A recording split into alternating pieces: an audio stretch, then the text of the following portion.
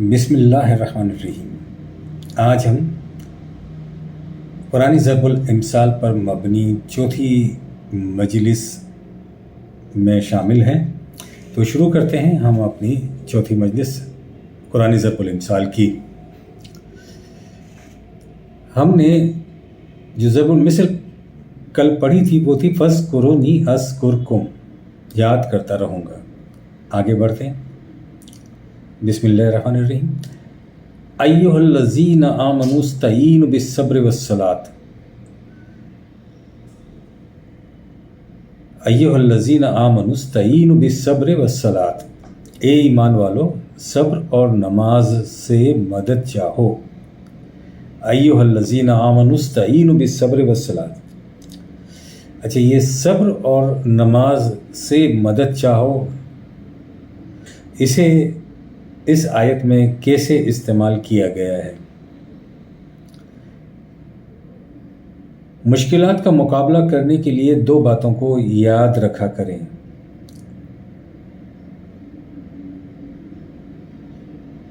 ایک تو یہ کہ تمہارے ساتھ اور تمہاری جماعت کے ساتھ حالات کیوں نہ کیسے ہی ہو جائیں، استقامت اور ثبات کو کبھی ہاتھ سے نہیں جانے دینا چاہیے، یعنی استقامت اور ثابت قدمی۔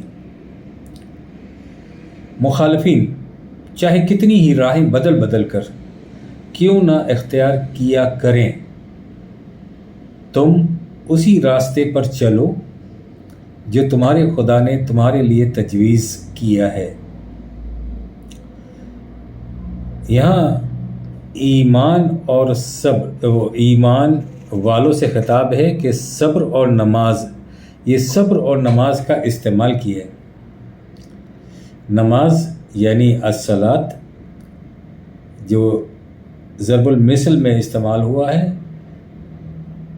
تو صلاۃ کیا ہے؟ صلاۃ یہ ہے کہ وہ راستہ جو خدا نے انسانوں کے لیے تجویز کیا ہے، اس راستے کو صلاۃ کہتے ہیں کہ اس پر چلتے رہو، التزام کے ساتھ چلتے رہو۔ دنیا چاہے کتنے ہی الگ راستے اختیار کرے،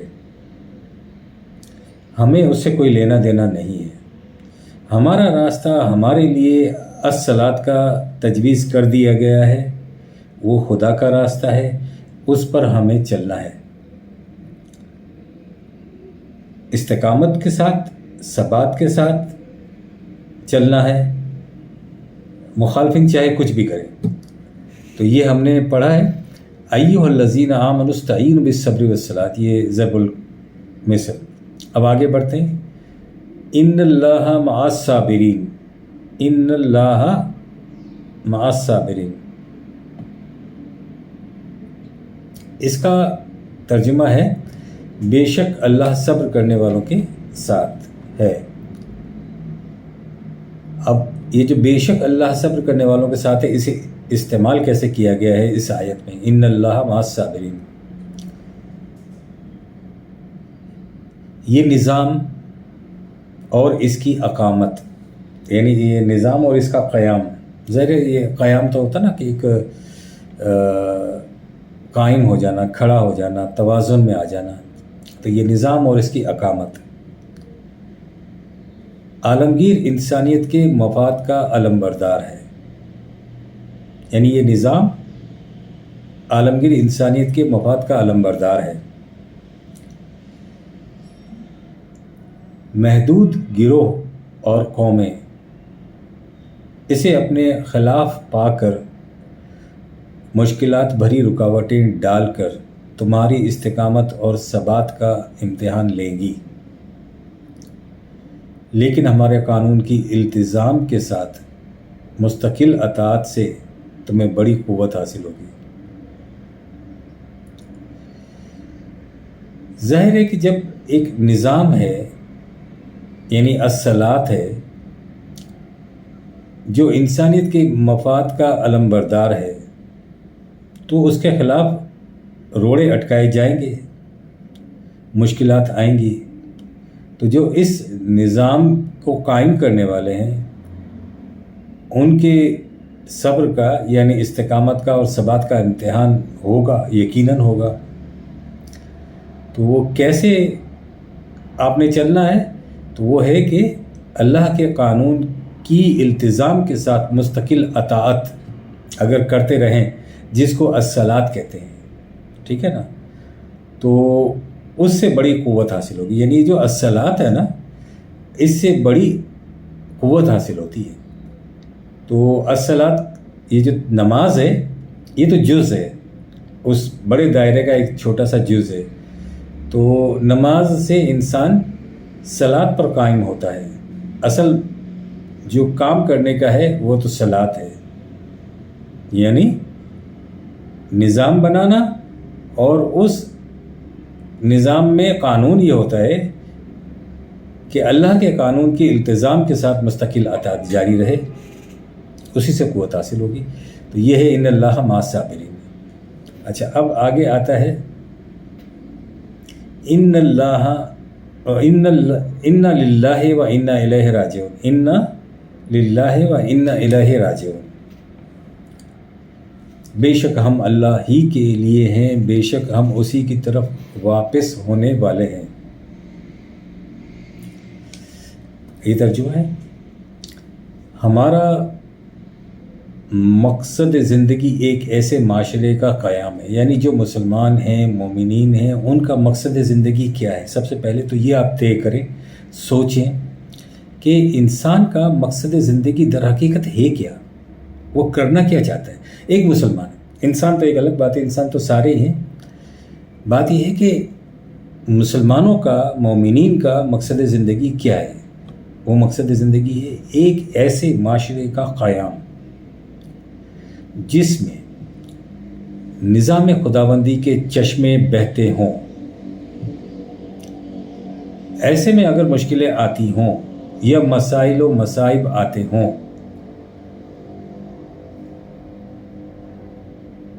لیکن ہمارا ہر قدم اسی نصب العین کی طرف اٹھے گا، یہی ہمارا مقصود و منتہا ہے، اسی کے لیے وقف ہیں اور اسی کی طرف رجوع کریں گے۔ مقصد یہ کہ سب سے پہلے تو مومن کو، مسلمان کو یہ طے کرنا چاہیے کہ اس کا مقصد زندگی کیا ہے۔ اس کا مقصد زندگی کہ ایسے معاشرے کا قیام وہ قائم کرے کہ اس معاشرے میں نظام خداوندی کے چشمے بہتے ہوں، یعنی ہر جگہ، ہر شعبے میں قوانین خداوندی کے چشمے بہتے ہوں۔ ایسے میں ڈیفینیٹلی بات ہے کہ مشکلیں بھی ہوں گی، مسائل بھی ہوں گے، مصائب بھی ہوں گے، لیکن ہمارا نصب العین کیا ہے، ہمیں یہ سمجھنا چاہیے۔ ہمارا مقصود و منتہا کیا ہے؟ ہم اپنے مقصود و منتہا اور نصب العین کے لیے وقف ہیں، اور جو وقف ہوتا ہے پھر وہ اسی کی طرف رجوع کرتا ہے، تو ہمیں اسی کی طرف رجوع کرنا چاہیے۔ یہ ہے مطلب انا للہ و انا الیہ راجعون۔ اب آتے ہیں وَأُولَٰئِكَ هُمُ الْمُهْتَدُونَ، وَأُولَٰئِكَ هُمُ الْمُهْتَدُونَ، اور یہی لوگ راہیاب ہیں، کامیاب ہیں، راہیاب ہیں، ایک ہی بات۔ وَأُولَٰئِكَ هُمُ الْمُهْتَدُونَ، یہی لوگ سے مراد انفرادی طور پر الگ الگ افراد نہیں ہیں، ایک جماعت ہے جو مستحق ہزار تبریک و تہنیت ہے، جنہیں اللہ کے قانون کی تائید حاصل ہے، اور انہی کا اپنی منزل تک، مقصود تک پہنچ جانا یقینی ہے۔ بات یہ ہے کہ وَأُولَٰئِكَ هُمُ الْمُهْتَدُونَ، تو اور یہی لوگ راہیاب ہیں۔ یہی لوگ جب بات کی جاتی ہے تو وہ یہی لوگ سے مراد نہیں کہ 1 2 10 15 الگ الگ نہیں، یہ جماعت کس ہوتی ہے، جماعت کا ہے، یہی لوگ سے مراد یہی جماعت۔ ہزار تبریک و تہنیت ان پر، یعنی اپریسیشن کی حد ہے جو یہ لوگ ہوتے ہیں۔ یہ لوگ وہ ہوتے ہیں جنہیں اللہ کے قانون کی تائید حاصل ہوتی ہے، اور یہ بھی ایک یقینی بات ہے کہ ایسے لوگ اپنی منزل، مقصود تک ضرور پہنچ جاتے ہیں۔ ایسے لوگوں کے لیے یہ آیا ہے کہ وَأُولَٰئِكَ هُمُ الْمُهْتَدُونَ، بڑی بات ہے۔ اچھا، آگے ہم لیتے ہیں وَالَّذِينَ آمَنُوا أَشَدُّ حُبًّا لِلَّهِ، والذین آمنوا اشد حبا للہ، اور جو ایمان والے ہیں وہ تو اللہ کی محبت قوی رکھتے ہیں۔ اب اس آیت میں اس ترجمے کا کیسے استعمال ہوا ہے؟ والذین آمنوا اشد حبا للہ، اور جو ایمان والے ہیں وہ تو اللہ کی محبت قوی رکھتے ہیں۔ مطلب یہ کہ قوانین خداوندی کی صداقت پر یقین رکھنے والے لوگ شدت سے ان کی اطاعت کرتے ہیں، خدائی قوتوں کو اور انسانی قوتوں کو خلط ملط نہیں کرتے، لہٰذا خدا کے قوانین کو چھوڑ کر انسانوں کے قوانین پر عمل پیرا ہونے کا نتیجہ تباہی و بربادی کے سوا کچھ نہیں ہے۔ یہ جو ہے نا والذین آمنوا اشد حبا للہ، اور جو ایمان والے ہیں وہ تو اللہ کی محبت قوی رکھتے ہیں، اس کا مطلب یہ ہے کہ جو ایمان کا تقاضا ہے اللہ کی محبت، تو جو اللہ کی محبت کرے گا وہ اللہ کی قوتوں کی اطاعت کرے گا، انسانی قوتوں کو اللہ کی قوتوں کے ساتھ خلط ملط تو نہیں کرے گا، وہ خدا کے قوانین کو چھوڑے گا تو نہیں، یعنی ایسا تو نہیں ہو سکتا کہ وہ خدا کے قوانین کو چھوڑ کر انسانی قوانین کو اختیار کر لے۔ وہ تو قوانین خداوندی کی صداقت پر یقین رکھنے والا ہوگا، اسی کے لیے کہا جا سکتا ہے کہ وہ اللہ کی محبت میں گرفتار ہے۔ سبحان اللہ۔ آگے ہے وَأَنَّ الْقُوَّةَ لِلَّهِ جَمِيعًا، أَنَّ الْقُوَّةَ لِلَّهِ جَمِيعًا، کہ قوت اللہ ہی کی ہے ساری کے ساری۔ اسے کیسے استعمال کیا ہے؟ جب تک غلط روش کے نتائج ان کے سامنے نہ آ جائیں، لوگوں کی سمجھ میں بات نہیں آ سکتی۔ نتائج سے پہلے بات ان کی سمجھ میں آ جاتی ہے۔ کن لوگوں کی؟ یہ ان لوگوں کی بات کی جا رہی ہے کہ جو قوانین خداوندی کی صداقت پر ایمان و یقین رکھتے ہیں کہ فی الواقعہ کائنات میں اقتدار اور اختیار صرف خدا کو حاصل ہے، اس کے ساتھ التزام کے ساتھ اطاعت کرتے ہیں تاکہ غلط روش کے نتیجے میں آنے والی تباہی و بربادی سے بچ جائیں۔ یہ جو کہا جاتا ہے نا ان القوۃ للہ جمیعاً، کہ قوت اللہ ہی کی ہے ساری کی ساری، اس کا مطلب یہ ہے کہ اگر اس کو ہم تفصیل سے سمجھیں تو یہ ہے کہ انسانوں کی نفسیات کچھ ایسی ہے کہ غلط روش کے ہم نے غلط روش اختیار کی، اس کے نتائج ہمارے سامنے جب تک نہیں آتے ہمیں بات سمجھ میں نہیں آتی۔ تو قوانین خداوندی کی صداقت پر ایمان و یقین ہونا چاہیے۔ وہ قوانین خداوندی کی صداقت کیا ہے؟ وہ صداقت یہ ہے کہ فی الواقعہ کائنات میں اختیار اور اقتدار خدا کو حاصل ہے۔ ہم جانتے ہیں، دیکھتے ہیں، ہم ساری کائنات کو اگر دیکھ لیں تو یہی ہے۔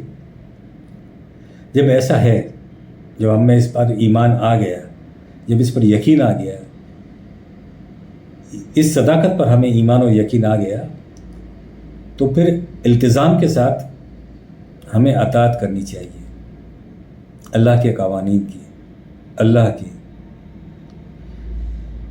تاکہ غلط روش کے نتیجے میں آنے والی تباہی و بربادی سے ہم بچ جائیں۔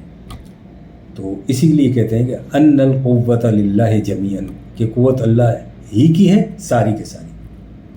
آگے ہم آتے ہیں یا ایھا الناس کلوا مما فی الارض حلالا طیبا، یا ایھا الناس کلوا مما فی الارض حلالا طیبا، اے انسانوں زمین پر جو کچھ حلال اور پاکیزہ موجود ہو اس میں سے کھاؤ پیو۔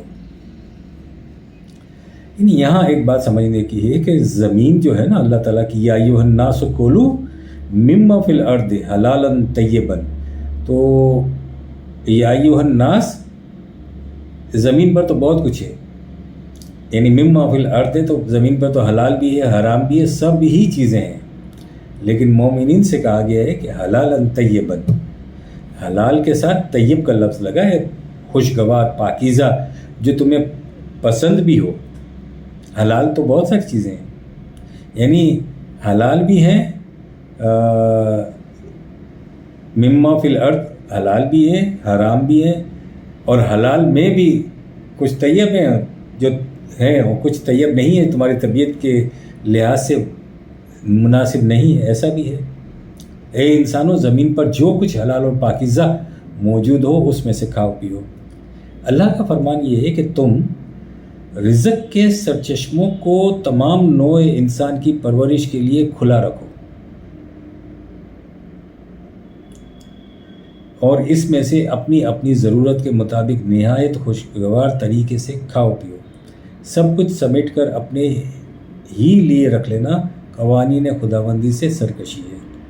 بات یہ ہے کہ یہ جب بات کہی جاتی ہے نا کہ اے انسانوں، زمین پر جو کچھ حلال اور پاکیزہ موجود ہو اس میں سے کھاؤ پیو، تو یہ نہیں ہے کہ حلال اور پاکیزہ ہے تو آپ نے سارا ہی سمیٹ کر اپنے پاس رکھ لیا ہے، نہیں۔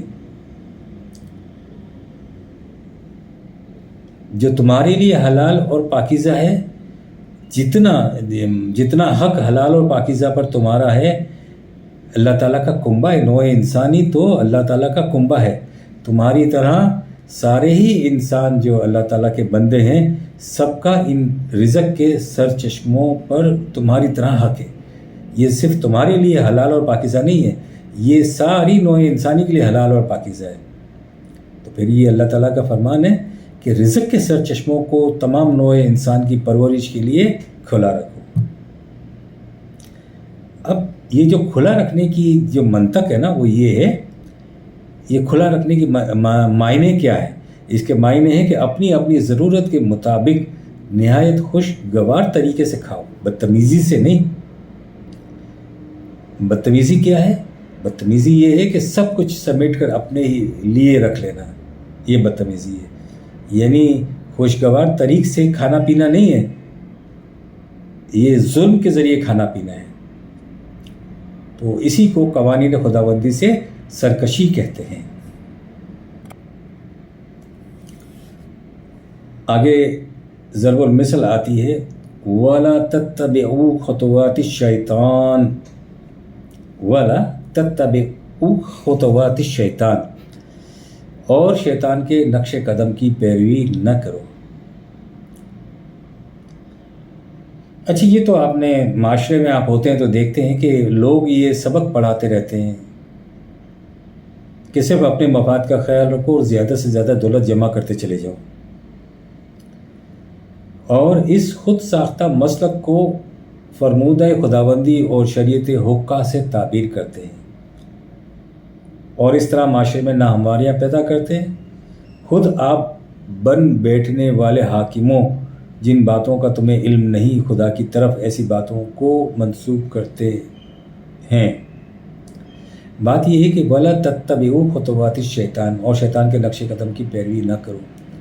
تو سب سے پہلی بات تو یہ ہے کہ شیطان کون ہے، دوسری بات ہے کہ اس کے نقش قدم کیا ہے، تیسری بات یہ ہے کہ اس کی پیروی کسے کہتے ہیں۔ دیکھیں، ان تینوں باتوں کو لے لیتے ہیں۔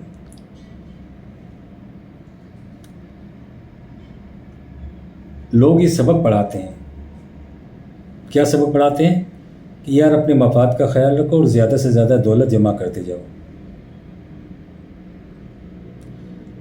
یہ ان کا خود ساختہ مسلک ہے، اللہ کی سند حاصل نہیں ہے، یہ ان کا خود ساختہ مسلک ہے۔